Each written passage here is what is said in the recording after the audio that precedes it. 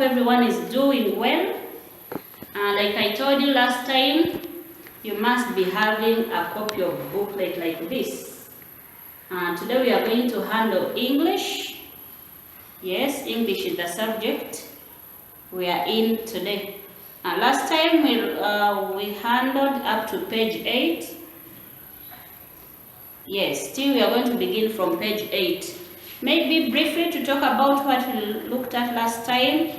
We looked at prepositions of places, and we said prepositions of places are words that are used to show us a place or a position of something. We looked at prepositions of places like in, on, under, in front, between, near, and so many others. So today we are going to look at prepositions of verbs, and that is page 8. So prepositions of verbs, these ones always come immediately after a verb. When I talk of a verb, I mean a doing word or an action word. When I do this, that is a verb. Clapping is a verb. Dancing is a verb. Jumping is a verb. Sitting, yes, I'm sitting here. Sitting is a verb. Standing is a verb. Washing is a verb. Those are verbs. Doing words or action words. Action words are verbs. So when I talk of preposition of verbs, I mean that word comes immediately after the action. Now we have examples. When you look in your book, you have different words. We have look at. So at is a preposition. Look at. Look for. Look after. Look into.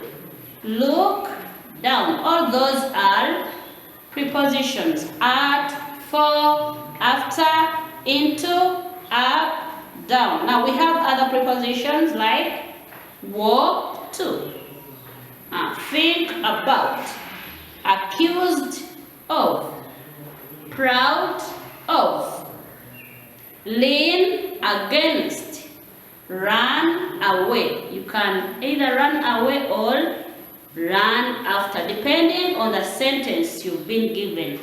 We have suffer from, listen to, announce over, interested in, point at, or point to. We have swim across. We can swim across or we can swim along. Then we have the word shout at. So those words that come after the action word are what we call prepositions. Okay? Now below we've been given an activity, and an activity, the instruction says fill in the gaps with a suitable preposition. Kato is running dash the ball. Kato is running dash the ball. So Kato is running after the ball. That's why I said to write a preposition, it depends on the way it has been used in a sentence. For example, here you cannot say Kato is running to the ball. No, Kato is running after the ball. We have he was leaning like we saw up here. We lean against. We don't lean on. This is leaning against. Teacher Diana is leaning against the chalkboard. We lean against. We don't lean on, but we lean against. The word against, there is a small word again. When you're writing against, you first write again. again, and then you add st, against. So we lean against. He was leaning against the table. We should listen dash our teachers. We should listen to. We always listen to. And the next one we have Grace is suffering dash headache. Suffer goes with the word from. So Grace was suffering from headache. The children are interested dash the story. Interested goes with in. So the children were interested in the story. We have other numbers. You will have to read them yourself and then answer them correctly. We have forming plurals of nouns by adding s. We looked at this in the first episode we had. We looked at that. So I'm not going to go through it. But these first ones here, you're going to just add s. When we go to the next page, that is page 10, still we looked at those nouns that add es. Maybe to remind you about those nouns that end with ch. Nouns, we say that noun is a naming word.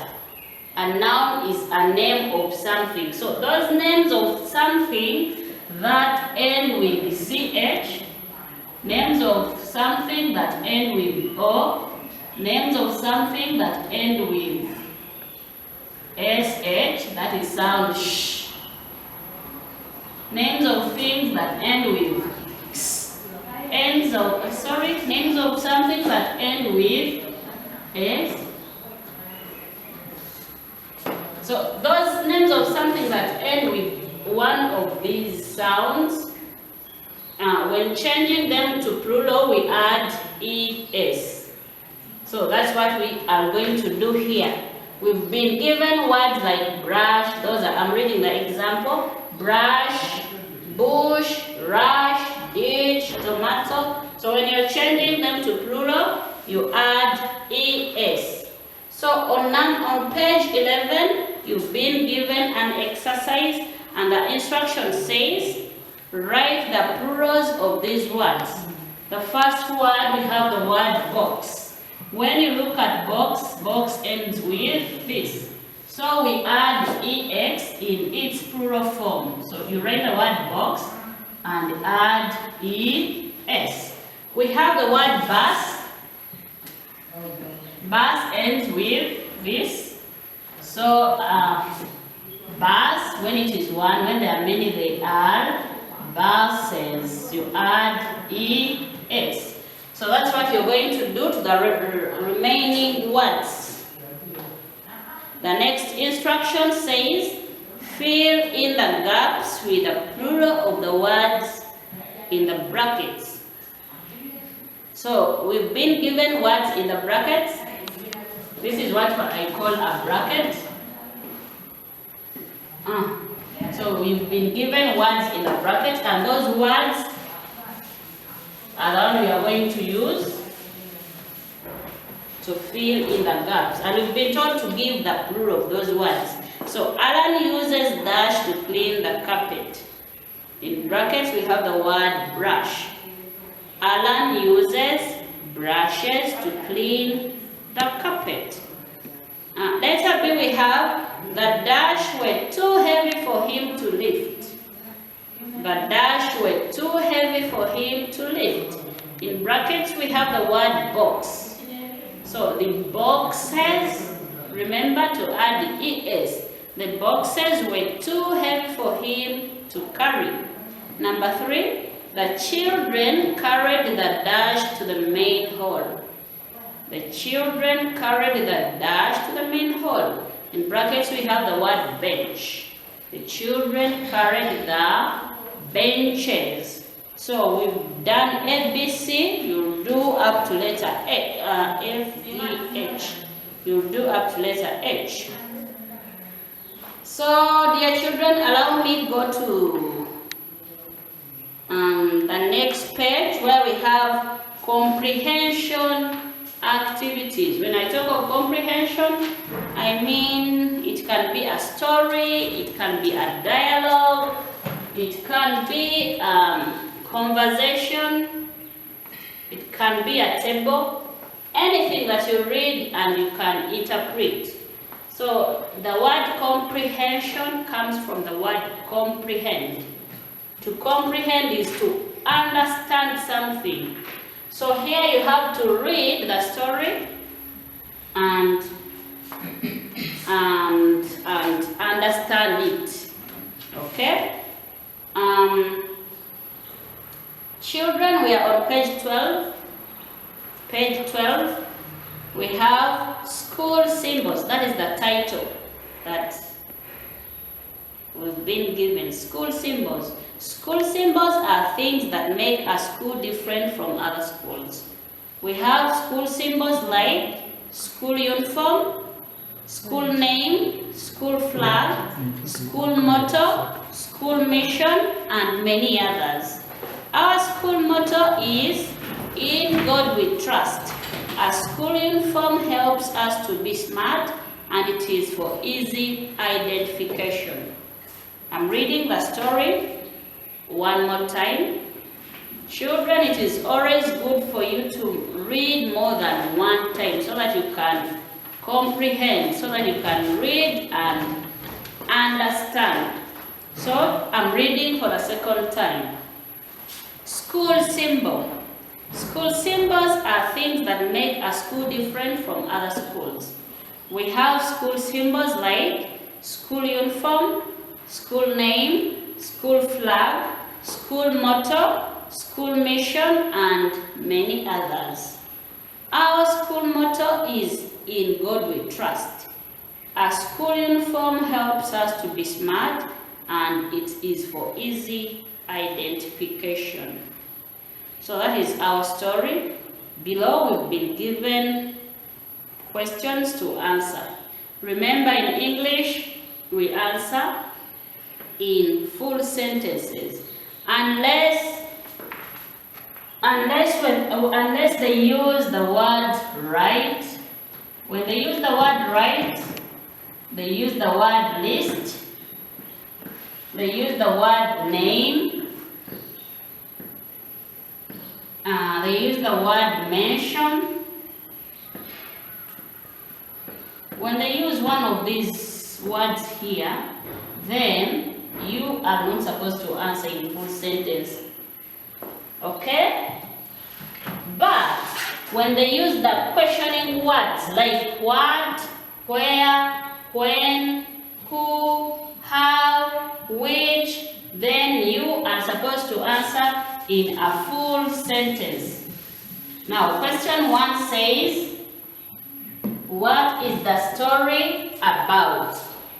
What is the story about? Dear children, English is very simple. Do you know why? Because now, like in that question, the answers are just in the story. So it's a matter of being a very good copycat. You go back in the story and then copy the correct answer.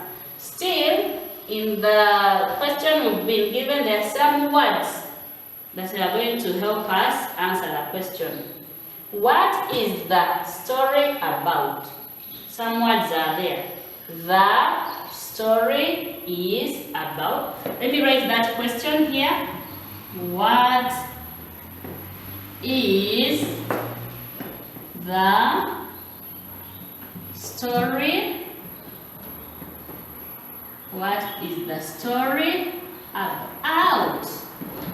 Question mark. So when answering, some words are here that we are going to use in answering. What is the story about? The story is about, then you write the answer. The story, remember when you're starting a sentence, you must start with a capital letter. The story is about. Then you go back to your story and you see what it is about. The story is about school symbols. In this case, we are going to capitalize the first letter of each word. We are going to make the first letter on each word a capital. The story is about school with capital S and other words small. School symbols with a capital S. School symbols. So that is the answer. Question number 2 says write. Remember, I told you when they say write, then you don't have to answer in a full sentence. That's what write 2 school symbols, you know. Write, we're just going to write. So you go back in the story and look for the school symbols. According to me, I'm seeing school uniform, school motto, school name, school flag, school mission. They only want 2, so you write for us only 2 school symbols. Question number 3 says, what is your school motto? We've been given the school motto in the story. But remember, when you're writing a school motto, you have to capitalize the first letter of each word. What is your school motto? My, you can either say my, or you can say our. So one of the 2 is correct. My school motto, my school motto is in capital I, God, capital G. In God, we, capital W, trust, capital T. In God, we trust. Don't forget to punctuate. When I talk of punctuating, I mean putting a full stop where necessary, capital letter where necessary, a comma where necessary. So in this case, we are punctuating by putting a full stop at the end. Question number 4 says, why should we wear a school uniform? Like I told you, good children, you have to be a very good copycat. Okay? You go back in your story, you read, you copy the answer from there and then write it. Why should we wear a school uniform? We should wear, there are some children who begin their answers with because. Because can never begin a sentence. Okay? Because it's a conjunction, it's a joining word.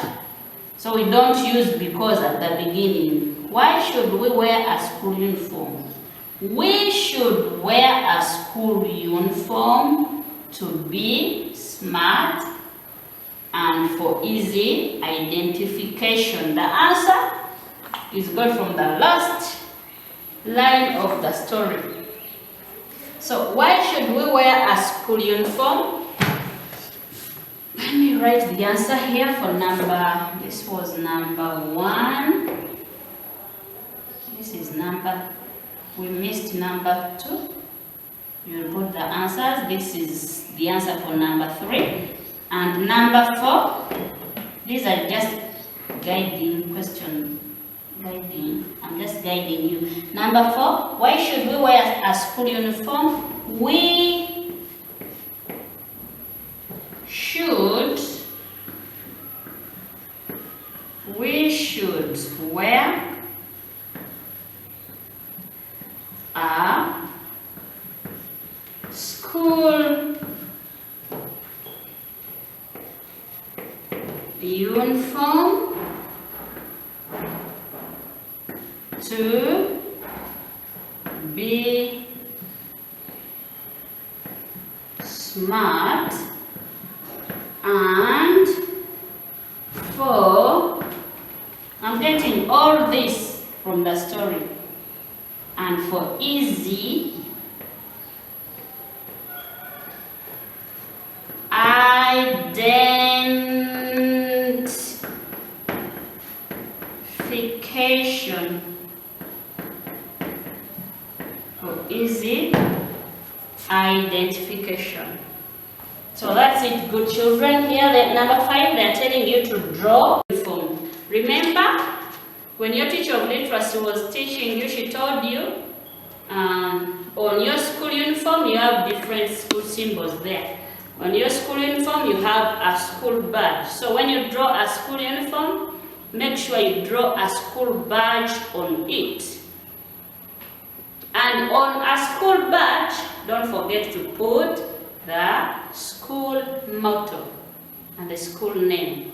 So don't forget to put all those school symbols. You draw a school uniform, maybe you can draw a dress, put a school badge on the school uniform, then on the school badge, put the school name and the school motto. Don't just draw a mere dress. That will not be a school uniform. So dear children, we've gone on page 13. Page 13 we have read the conversation and answer the questions in full sentence. They wrote the word conversation.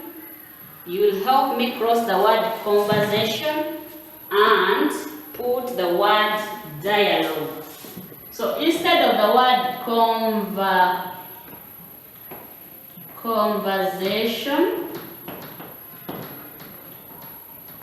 you'll help me cross it once with a pencil and a ruler, and then above it you write for me the word dialogue.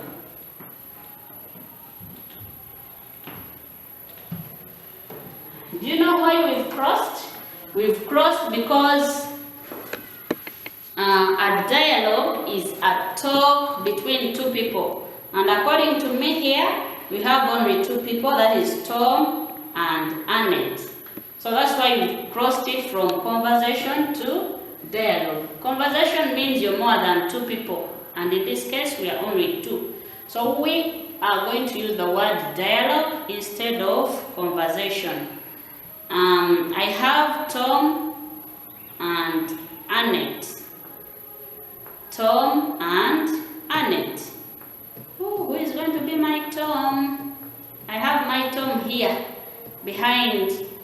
You know, you're not going to be seeing Tom, but believe me, I have Tom. Tom is going to be reading what Tom said, and then I'll be Annette. So you can also do it at home. You get someone to help you. One will be Tom, and then the other will be Annette. Conversation, dear children, don't mention the name, okay? You just pretend you're the one, and don't read the name. Don't say Tom, no. You just say what Tom said, and then the one who is Annette also just says what Annette said. No, no saying, you don't have to mention the name, but Annette, no. You just have to say what those people said. So the small voice is going to be for Annette. When you hear the big voice, that will be for Tom. What is this? It is a school badge. Where do we find it? It is found on the school uniform. What do we have on the school badge? We have a school motto on the school badge. Thank you, Annette. You're welcome. We are going to read one more time. We're reading one more time. Like I said, the very big voice is for Tom. And then the small voice is for Annette. What is this? It is a school badge. Where do we find it? It is found on the school uniform. What do we have on the school badge? We have a school motto on the school badge. Thank you, Annette. You are welcome. So we have the questions here. Question number 1 says, what is the dialogue about? What is the dialogue about? Oh my goodness, they forgot to put it there. You will have to put it for me. Before you start a dialogue, you write for me school symbols.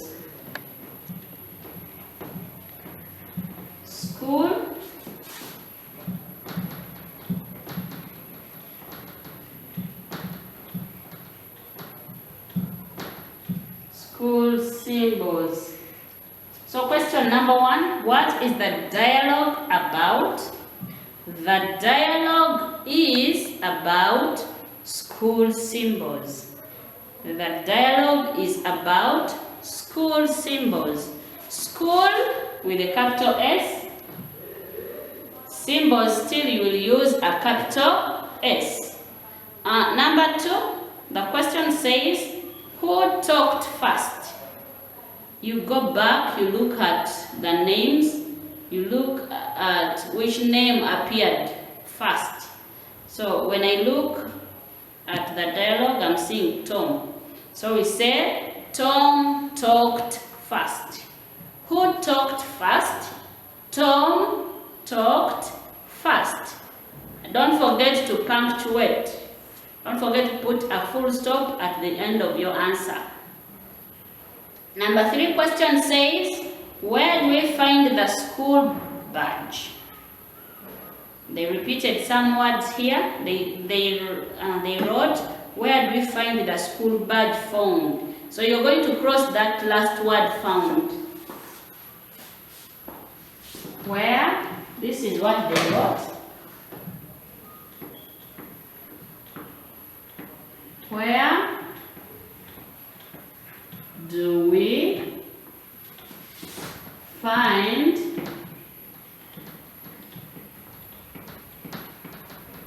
the school badge? And again they put the word found. This was a typing error. So you are going to cross this last word, found. And the question will read, where do we find the school badge? Where do we find the school badge? The answers are within the story. You go back, you read, understand, and put the answer. Where do we find the school badge? So dear children, when you look at number 3, and you look at the dialogue, they didn't talk about where the school badge is found. So they talked about something else. So allow me change the question. Allow me change the whole question. Instead of where do we find the school badge, well, we are going to change it to what do we find on the school badge? What do we have on the school badge? So we are going to cross the whole of it. Sorry about that, but we don't have it in the dialogue. Yet we are getting answers from the dialogue. So instead of this question here, we are going to write what do we have on the school badge? What do we have on the school badge? What do we have on the school badge?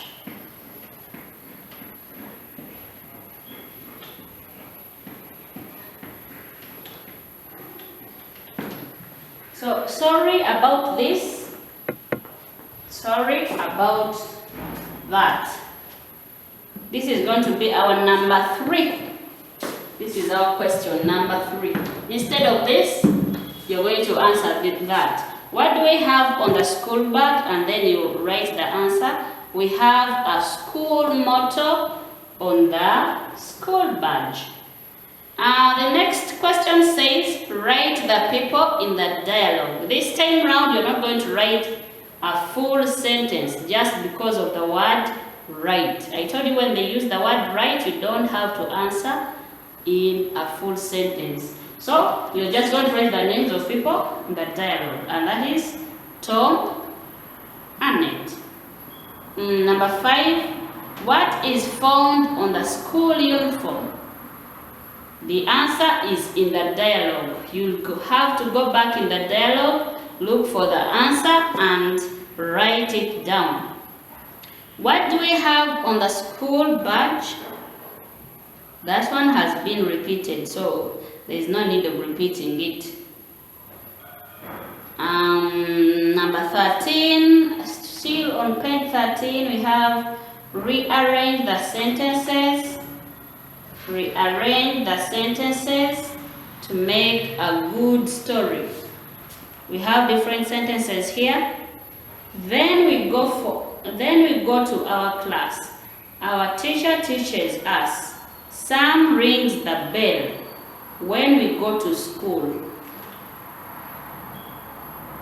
Then we go to our class. Our teacher teaches us. Sam rings the bell when we go to school. So you're going to find among these sentences which one comes number 1.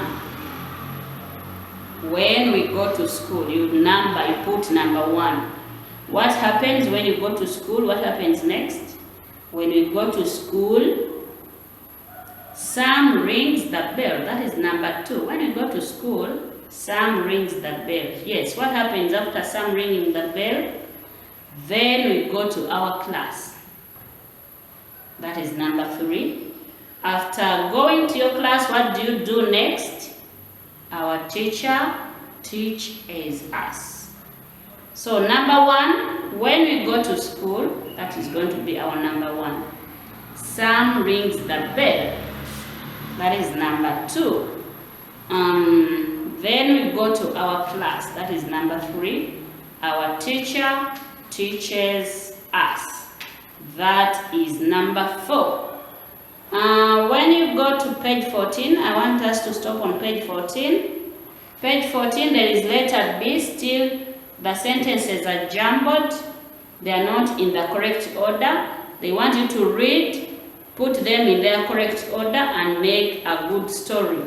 Just like we've done the first one, that's the way you're going to do this. And you do this with a guide of your parents or your guardians. Anyone around you can help you do this. Okay? You're going to write it, to arrange the sentences and make a good story. So this, I'm not going to go through it. It is going to be done by you. Now, lastly, good children, that is still on page 14. Let's see a poem. Let's see a poem. I wanted to write this poem here. Let me try to do it faster. Let me try to write the poem faster, because it has things like a stanza, and some of you don't know what a stanza is. You can only see it from the board. That's why I have to write it.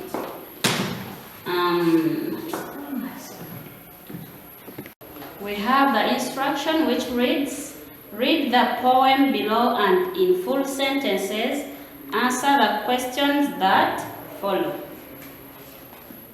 So the poem is on the chalkboard here. My school, a signpost for direction, a flag so colorful with white, red and gray, that is my school. My school, a good neighborhood it has. Trees here, trees there, giving us cool air. Giving us cool air. That is my school, by Bosco. I'm going to read it one more time. This part you see here is called a stanza. This is one part. And then we have another part, that is another stanza. So this is the first stanza, and this is the second stanza. These are what we call stanzas, parts of a poem, what we call stanzas. And in the stanza we have lines. This is a line, a line, a line, and a line. Okay? So a poem is made up of stanzas, and stanzas are made up of lines. I'm going to read the poem one more time, and then we shall answer the questions. My school, a signpost for direction, a flag so colorful with white, red, and gray. That is my school. My school, a good neighborhood it has. Trees here, trees there, giving us cool air. That is my school. By Bosco. The name you see down here is the name of the person that wrote the poem. So now let's try to answer the questions about it. Question number 1 says, what is the poem about? What is the poem about?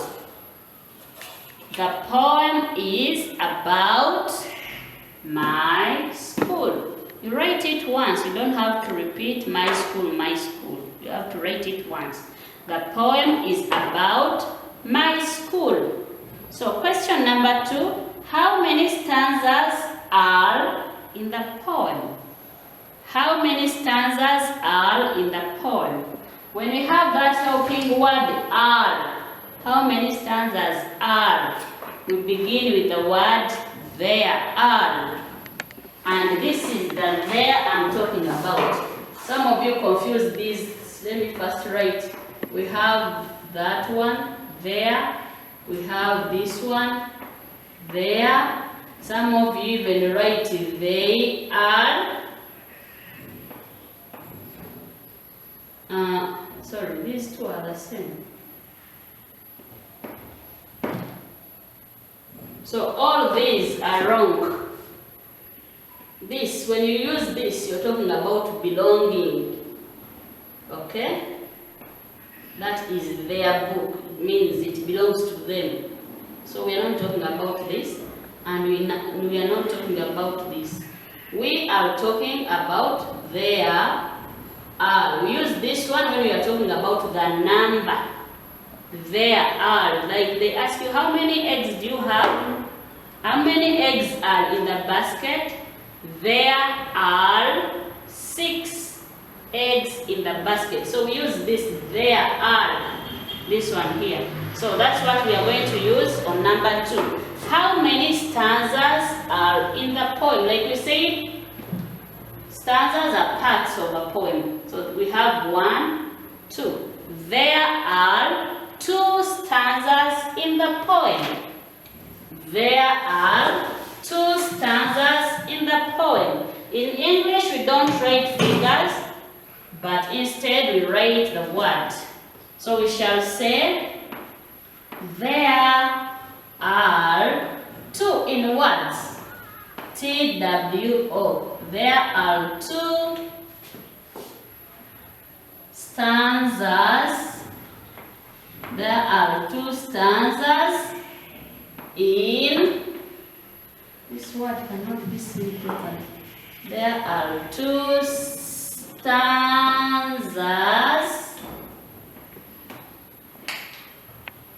in the poem. Full stop. The next question says, who wrote the poem?